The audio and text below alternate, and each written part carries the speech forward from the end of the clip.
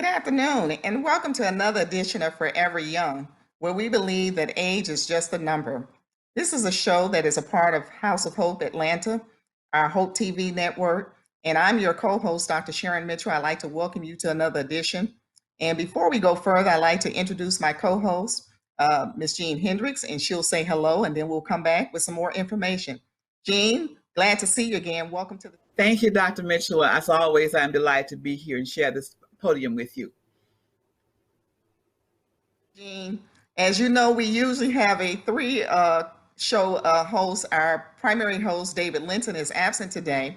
And so the two ladies, Miss Jean and I, will take the helm today and participate as part of our production on today. Without further ado, before we go into our program and introduce our phenomenal guest today, we'd like to first have Jean share some words of wisdom with us. If you would, Jean, do you have something you'd like to share with us today? Yes, yes, of course. Thank you. Today's quote has to do with preparation. Preparation is defined as things that you do on time. You should spend time preparing for something. Abraham Lincoln said, "Give me 6 hours to chop down a tree, and I will spend the first 4 sharpening the axe." Do something today that your future self will thank you for. Education is a passport to the future, for tomorrow belongs to those who prepare for today. Back to you, Dr. Mitchell. Thank you, Jean.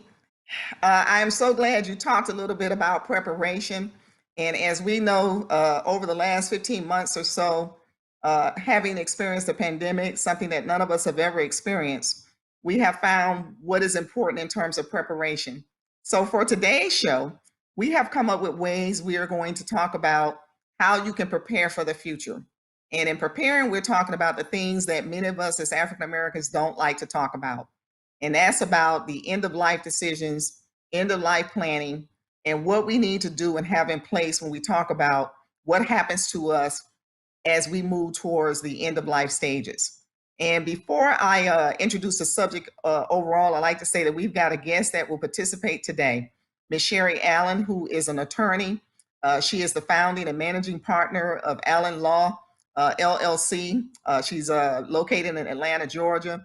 She received a doctorate of jurisprudence degree from Indiana University State School of Law and her bachelor's of arts degree from Indiana University. She has experience as a trial lawyer, catastrophic personal injury lawyer, and she donates quite a bit of her time advising professionally in terms of the Georgia Legal Services Program and providing access to justice to low-income and disadvantaged citizens, and is a long-standing member of the Georgia Willis Project, where she helps senior citizens with end-of-life and estate planning decisions. And it's because of this kind of background that Attorney Allen is going to share with us today about the importance of end-of-life planning and estate planning decisions. And so without further ado, and she'll give a little bit more about herself and her background, I'd like to certainly extend a hearty House of Hope Forever Young welcome to Attorney Sherry Allen. Sherry, would you come into the screen and say hello to our audience?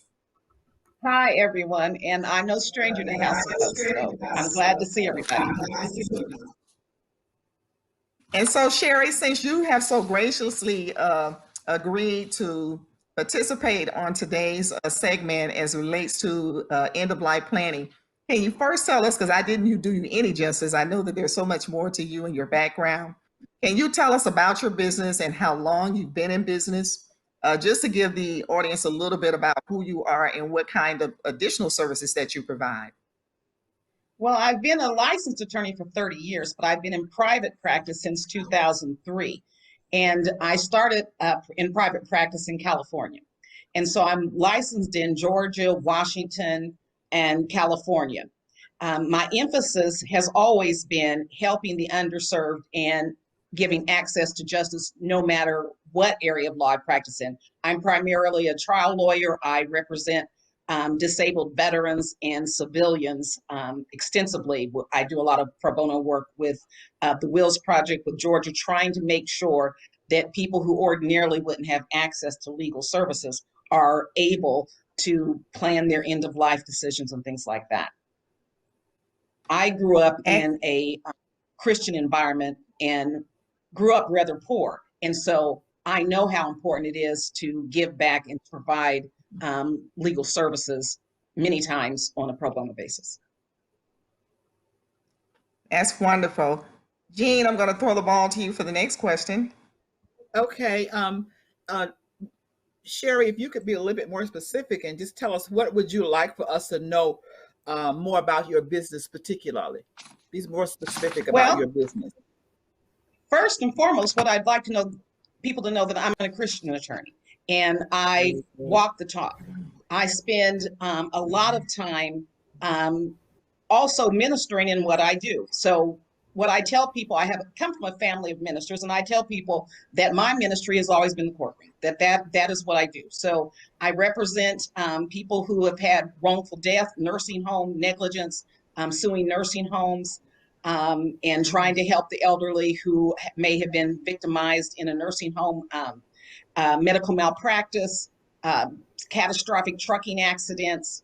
That's a lot of what I do. When I represent disabled veterans, what I'm trying to help, many times, probably half of the veterans I represent are suffering from post-traumatic stress disorder. And so I'm trying to help them get compensation to help provide for their families after they've given their life to our country. Very good. Thank you. Very, very hands-on if you call me. I'm very devoted to representing people. Right. Very good. Thank you so much. Back to you, Dr. Mitchell. So I have the next question, Sherry. Can you, over the last year, we found that many people found themselves unprepared for changes to life due to COVID. This was especially true in our communities. Tell us how COVID has changed, how the events surrounding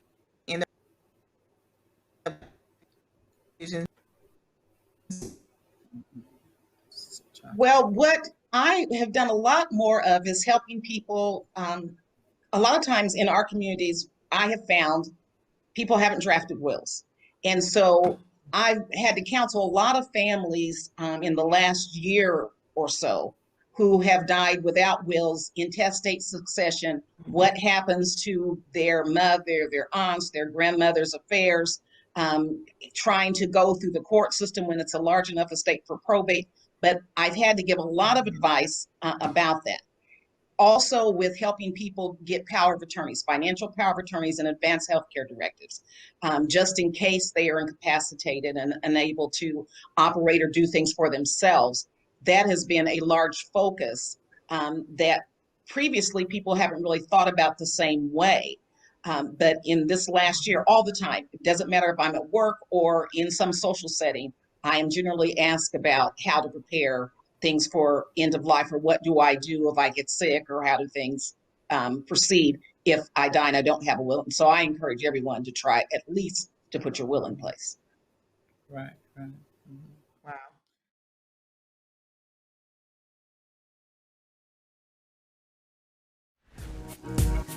You had this epiphany based on what your grandmother had done. Saved money for 6 months, paid off debt, slept on the floor.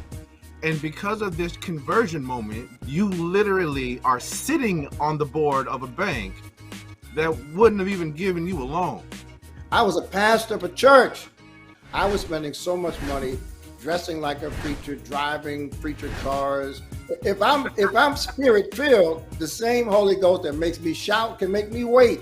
Wait until I can afford a BMW and stop giving money, donating money to big banks, paying them 18% interest for the right to use their credit card to buy something I can't afford. It's a mentality.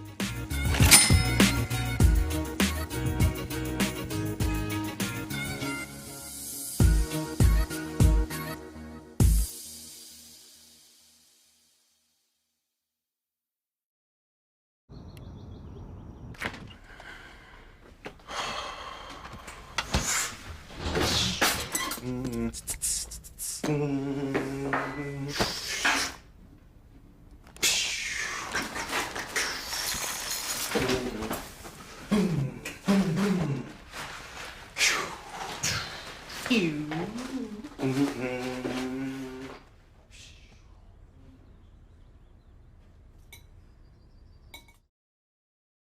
Kelly, is he muted or canceled for you? I'm not canceling TP2.com because that's my joint. I'm not going to be able to do it.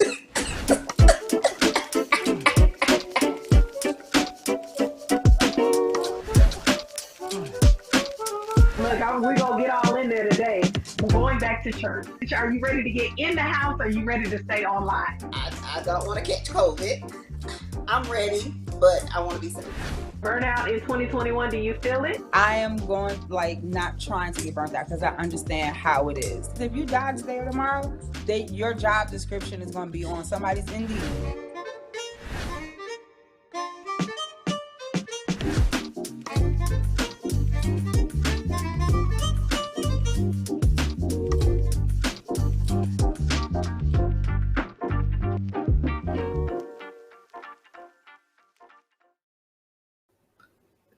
Sherry, thinking about the end of life planning it is never easy. But when you're prepared, the conversations will be more bearable. Can you share with us what the end of life planning is? Well, if you think about it, just think about advanced care planning. What would you like to happen if you are no longer physically or mentally able to make decisions for yourself? And what would you like to happen if you have passed on? What would you like? Who would you like to have your things? How would you like your children cared for if you have children? If there's things you would like to leave to your grandchildren, what do you want to happen with your real estate? Maybe there's an organization that you really love. It could be church. It could be a charitable organization. Maybe you want, and you've spent a lot of your time donating your time there. Maybe you want to make sure that you can give something when you pass on for that. And so when you talk about end of life planning, what you're trying to do is make sure your wishes can go forward if something should happen to you, whether you're still living or whether you pass on. Right. Now, let me just ask one other question, Dr. Mitchell. So do I hear you saying that I can write things down on my own and put them in a safe deposit box at home? Would that be the right thing to do? Well, here's what I would suggest to you. You don't need a lawyer to do a will. There's several things that you need in order for a will to be effective, but you don't have to have a lawyer to do that. And so you have to have it in writing. You have to be over 14 years old. Create a will. You can create a will just as long as it's in writing. You don't have to type it up.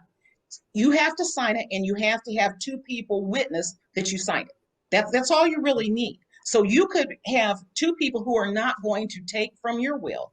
Be present, meaning you're not gifting them anything, but be present and write down what your wishes are. And that can be your will.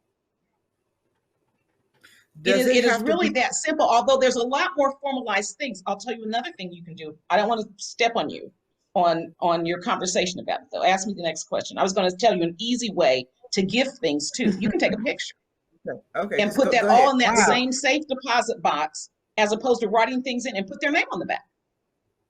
And then your family will know, I want this to go to Jane. I want this to go to John, because you've taken a picture of things around your house that you would like to gift to them. Okay. Yeah, so it sounds like, Sherry, you're debunking some of our myths about having it written. Yeah, because we've always thought you had to have an attorney. So can you tell us why is it important for us to take these steps in terms of the end of life planning? Okay, well, I'm not saying that's not important to have an attorney, but I'm just saying if you are unable to, a lot of people are unable to pay for it. There might not be somebody like me. Now, like I said, I do a lot of pro bono work with people, and there are, like in Georgia Legal Services and Atlanta Legal Aid, they will have somewhat of a form maybe that people can start to use. But you don't need to have all of that to have something valid that a court will recognize as your last will and testament. But you do need to make sure that you write it down, that you sign it, and it's witnessed by two people who are not. And it does not have to be signed by power of attorney. No one else has to stamp it. You're saying just two other people has to sign it. No legal person has to sign it. You don't have to have a notary, but it's good to have it notarized. I'm saying it can still be enforced if it's not notarized. I would suggest that you get it notarized. Right. And the two people sign in the presence of a notary. That's what I would suggest. Right. But let's say for that person who, because now sometimes you will have somebody who's ill and they may not have long, and there may not be anyone other than maybe a couple of people helping take care of them. And they're thinking, well, I wish I had done this. I wish I had done that. For that person who doesn't have the time, you can have things written down. You can sign it and have it witnessed, and maybe you don't have a notary there. So I'm not saying forego all of the legal things. I'm just saying if you are in a crunch, or if you're at like in the hospital or something like that, and you're starting to think about, this is how COVID has changed my business, and you're starting to think about what you would like to have happen, you still can do that without thinking, I don't have $1,000. I don't have money to hire someone. That's what I'm saying. But I'm not saying, when we're talking to people now who are in present sense of mind, have time and can think about it, you should plan it out, do it the right way, and talk to your family about it. A lot of us want to think, well, we don't want to talk about death, but it is first of all, it gives them some assurances that they're doing what you would like them to do. And in most families, that's very important. I will hear people say, well, I think this is what my mom would want, or I think this is what my dad would want. But if you've talked to them about it, they will already know, and show them, like I have 2 sons. My sons, they know I have a will. They know I have a power of attorney. They know I have healthcare directives. I've talked about who the trustees are, who the executors are. If something should happen to me, this is what you do. I'm a single mom. So I tell them, this is what you do. This is who you call. This is where everything is. That makes it a lot easier for people, if something should happen to you, to put their hands on it. Yeah, that is so important. It doesn't have to be like mystical. Yes. And that's what we find in our communities. Oftentimes we have not left instructions. And so we leave it up to chance for those we leave behind. If you're just joining, you're listening to Forever Young. This is another segment of Hope TV. We have with us today our guest who is sharing with us end of planning or end of life planning, and the importance of why you need to have information provided should something happen to you, whether you become hospitalized or you are moving towards an end of life stage. And oftentimes we find ourselves unprepared for these situations. And so we have with us this afternoon Ms. Sherry Allen, who is an esteemed attorney who works in this capacity, even on pro bono basis. So we're going to continue our conversation a little bit. Jean, I'll let you pick up with the next question, and then we'll hopefully be able to get a few more questions in before we have to cut off this. Okay, then tell us the difference between a living will and a living trust, including the process in order to get it done. In Georgia, you can have a living will, but in Georgia, it's generally, as of 2007, the Georgia Advanced Healthcare Directive, which combined what used to be a living will with a durable power of attorney. So those two documents are put together, and they are an advanced healthcare directive, because what was happening in the living will could say what you wanted to happen, but then you couldn't give any actual real direction. One, it didn't take care of everything. So if you do an advanced healthcare directive, that will say what your wishes are, and you can spell out in there all of your wishes. Like, for example, when people talk about do not resuscitate, you can have scenarios as to in what situations you do and do not want to be resuscitated. But it also incorporates that power of attorney, which gives someone an ability to speak on your behalf to that doctor, to speak on your behalf, to tell, so they call it advanced healthcare directives. And if you had a living will and a power of attorney, it's grandfathered in, so it can still be recognized. But for the most part now, it's one document in Georgia. A living trust is different than that. Now, people still have living trust. Okay. All right. Thank you. I think I understand a little bit better now. Thank you. Back to you, Dr. Right. Mitchell.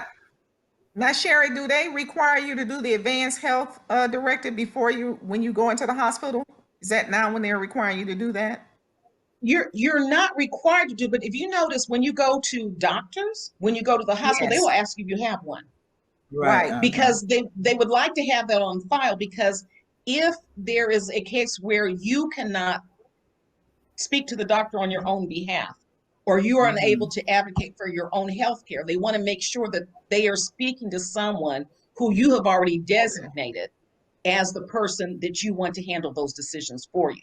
Because if you don't have that, then it does automatically go to next of kin, but it can go to next of kin, but you could have also designated with next of kin what situations you don't want to be resuscitated, what situations you do. Okay. But they always ask. I haven't been anywhere Yes. recently where a doctor hasn't said, Right. well, do you have an advanced healthcare directive, Ms. Allen? Yes. That's why. Yes. Because I had to go for a procedure, and that was the question that they asked as well. That we're getting that whether we know it or not is something that the medical professionals want to be clear on who's the designee to make decisions for you when you're incapacitated and can't do that. So Sherry, can I move a little bit with the next question on when we talked about? Well, can I finish one thing there? At the hospital, they will have someone in social work. They'll have a form there. If you say, well, you don't have one, would like to, they will have someone come up from social work and they'll notarize and do all of that right there. Wow. Okay. That's good to know. Yeah. I know because we have a lot of people who talked about having been faced with decisions on COVID, and it was a situation. So that's why we're concerned with whether or not we're prepared and know what these particular procedures are and what they include.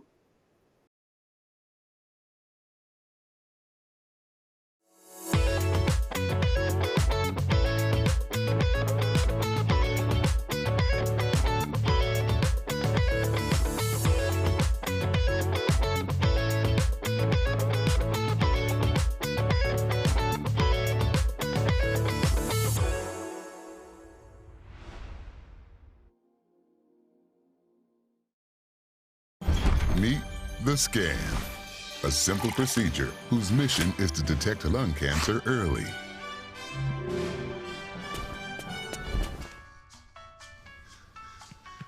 I'm here to save you.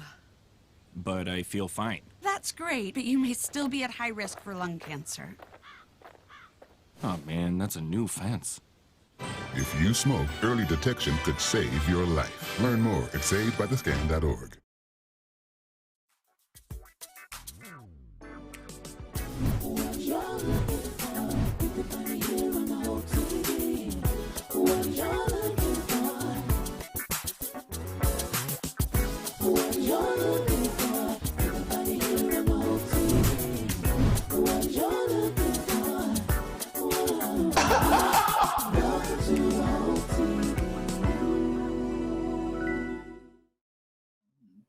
I want to ask you about the last will and testament, and what does that include?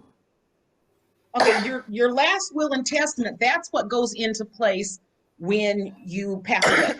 And that's what most people typically have. Their last will and testament says how you want your property disposed of. In your last will and testament, it could talk about your financial kind of situations, who you want to get money. If you have life insurance, you may want your life insurance to be in your last will and testament. It can be separate and not be included and not be involved in your last will and testament at all. You can talk in there about burial. You can provide for children. You can provide for example, you can also, if you have a child or family members who are you're going to inherit from you, but you're concerned that they may spend money quicker than what you had planned for them to do, you can also set up a trust in that last will and testament where you have, yes, an executor who is handling a certain part, but a trustee who is going to dispense the your estate and dispense monies, dispense property, and you can put it on a schedule as to when they get it. For example, someone who has, like, say, young, let's say maybe you have an 18-year-old, and you're saying, if something happens to me, maybe I don't want them because they're maybe not mature enough to get it all at one time. If something happens to me, but what I want is maybe they get a certain amount of money, and then 5 years later they get another amount. Some parents put in there that some of the criteria is that they graduate from college before they can get a certain amount. There's a lot of things that you can provide for in your will, and your will can also be part of a trust document as well. One other question. If someone has already prepared their will and they need to make a change to it, how is that done? They just give me an example. Give us an example of that. If they want to make wills, I have a friend of mine who has made changes to her will, and I wanted to ask her, do you have to go through a lawyer? How is that done? You can. A lot of people who've started with a lawyer, they will go to a lawyer, and the lawyer will make changes, and then their new will be the effective will, and their old will not be the will that's effective. And you're going through the same kind where you're signing it, you're dating it, you're having it attested to and witnessed as well. And I believe in DeKalb County, I'm almost positive in DeKalb County, you can put your will in the probate court. You can file it there so your family members can know, well, my will is filed with the court. If you're doing a written will, you've heard where people will say, well, we found one version, and then they later, because it's the last version that you do, which will be your last will and testament, will be your last legal version. Okay. And so you can make changes and things change, situations change. You may sell something that was a property in your will that you no longer have. Things change, and so you want to keep it updated. Right. So do you recommend that people file their wills with the probate court, or just being at home? Is that the better way to do it? You should do whatever you feel is safest for you, and where you think someone can put their hands on it. Like I said, some people have filed theirs with probate court because that way no one's searching and looking through, their house and where is this and where is that, where do you think they kept it? But let's say if you're telling someone, I have a safe deposit box, John Doe has the key, and that is where my will is, and that's where my important papers are. Or you might have some kind of a fireproof box at your own house that has a key, and that you've locked them in there. It is very important to communicate it to someone, though, because what I've experienced, and unfortunately I've had quite a few deaths in my family in the last few years, and some due to COVID. Going into someone's house, you're grief-stricken anyway, and you can't believe that they've passed on. And then one of the first things you're doing is trying to find out where their papers are, and so it's really tough to grieve and have to try to look through things, and it's emotional, trying to look through papers and look through drawers and things like that. So it's easier if there's some designated place and you've communicated that already to either family members or your executor who's going to handle that for you. I can give you a real life situation happened 2 days ago. I represented a veteran who passed away, and his son called me to see if I knew where his father's will was. He's in South Georgia. But if I knew where his father's will was, he said, because I looked in his phone and he had your number there. And I could see where he'd talked to you a lot. And he had told me over the years that I'm making changes to my will, I'm updating my will. And he said, but we're looking through everything he has and we can't find it. We wonder, do you have it? In that case, the veteran had never given it to me. But I looked through my paperwork for the son, but I'm just saying he's passed on 2 years ago. I mean, not 2 years, 2 weeks ago. And they're still trying to find out where his will is and where all of his papers are. Wow. Yeah, that's got to be a lot, for a family as they're going through the grief-stricken portion. Which is why we have you on to share with our audience the importance of designating and communicating what your desires are as you face these kinds of decisions, because certainly when someone is grief-stricken, it's hard to come up with what they knew expected from the person who made these decisions. I wonder, Sherry, you talked about the executor of the estate versus the trustee. Those are two. They can be different people, or do they have to be the same? I recommend different people, but you can't have the same person, but I recommend different people. And I recommend that you have a backup executor if that person is unwilling or no longer, because sometimes someone may be incapacitated themselves by the time you pass away. So you have a successor executor in case that executor either cannot or is unwilling to do it. You have a trustee that, and they can be, and you can put the backup executor as a secondary trustee. I mean, it doesn't have to be the same person. And I think you should have them separate, because if there's a disagreement, then you have two separate people to try to come together. When I say disagreement, we're talking about the heirs, because the executor can be an heir, but generally the trustee is not an heir. Okay. That's generally somebody you trust to oversee all of that and handle the property, sell it, make sure it gets to the right people. Okay. So is that the best thing to do, is have a trustee over your will, someone outside the family? Is that what you're saying? I'm not saying it has to be outside the family. I said it has to be someone who's not an heir. Let me explain what I mean. Let's say, for example, you have children and you're leaving things to all of your children. It can be your sister who maybe you're not leaving things to. It can be a close friend. But the reason I recommend that is because the executor is usually handling things like your funeral arrangements, things like that. The trustee is handling your financial affairs. And generally, having a different person handling the finances compared to the same person who's handling, the executor usually goes to the house, sees what's there, makes the inventory, does all of that, right? But then the trustee is the one who is making sure if the house is going to be sold, or if it's going, making sure the taxes get paid, all of that, because that's really an overwhelming thing for one person to do, as an executor to do anyway. Now, in a smaller estate, maybe it is just that executor. Thank you. But thank you for the thank you, Sherry, for the clarity. And as usual, we're running out of time.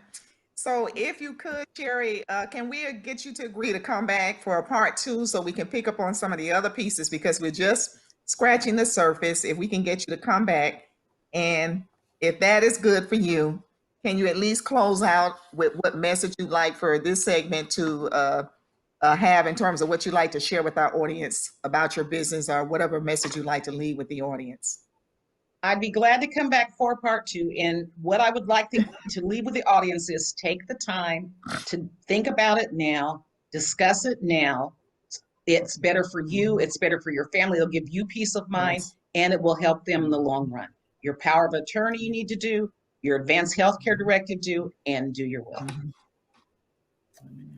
In a nutshell, I tell you, you have really shared some nuggets for certainly Jean and I. Jean has been talking about this for a while, and so I know that this has been helpful to her.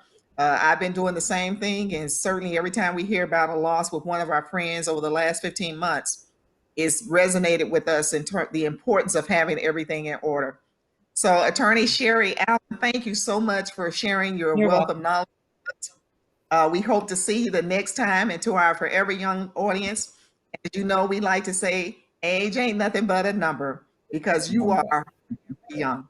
Hope to see you next time. From Jean, David, and I, even with David's absence, we like to say thanks again for tuning in. This is a production of Hope TV. Our executive producer, Dr. E. Dewey Smith, our producer, Benton Alatin, and our wonderful team, Cammie and Taji. Thanks again. We'll see you next time. Bye. Bye-bye. Bye-bye.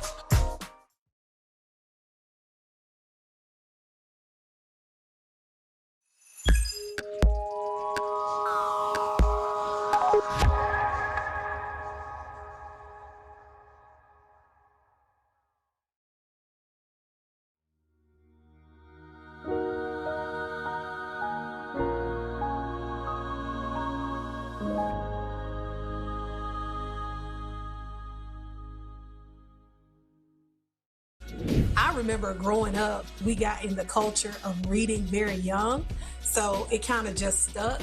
Even though I'm a techie guy and I like new technology, there's something about, I guess, history and knowing about your past and where you come from. I remember going to the library. My mom would take me. I would get stacks of books. I love when the author tells that story. No one can tell the story like you.